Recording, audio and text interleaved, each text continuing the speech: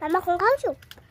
ଝିଅ କନା କନା କନା ଆଜି ଆମର କଳି ଝଗଡ଼ା ହେଇଛି ତ ଆଜି ଆମର ରୋଷେଇ ନାହିଁ ସେଥିପାଇଁ ବାସି ପଖାଳ ଥିଲା ବାକି ତୁ ତ ଦେଖିଛୁ ସକାଳେ ମାଛ ରଖିଥିଲି ସେମାନେ ସବୁ ମାଛ ଖାଇଥିଲେ ଆମର ତ ଆଜି ମଙ୍ଗଳବାର ଆମେ ଆଜି କିଛି ଖାଇବୁନୁ ଆମ ପାଇଁ କ'ଣ ହେଇଛି ଦେଖି ଖାଲି ଆଳୁ ସିଝା ହେଇଛି ଆଜି ଯେହେତୁ କଳି ଝଗଡ଼ା ଘର ହେଇଛି ଖାଲି ଆଳୁ ସିଝା ହେଇଛି ଆଳୁ ସିଝାକୁ ପଖାଳ ଆମେ ଖାଇବୁ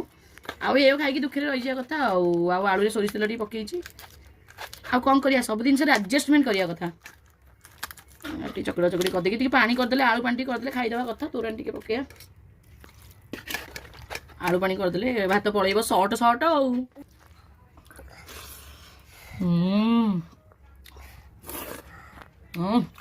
ସୁପର ଏଇ ଆମ 5 ଷ୍ଟାର ଖାଦ୍ୟ ଇଏ ପଖାଳ ପାଣି ଆମ ଗରିବଙ୍କ ସାଥୀ ପଖାଳ ପାଣି ପଖାଳ ଭାତ ଆଉ ଆଳୁ ସିଝାଠୁ ଶାନ୍ତି ଖାଇବା ଏ ଦୁନିଆରେ କିଛି ନାହିଁ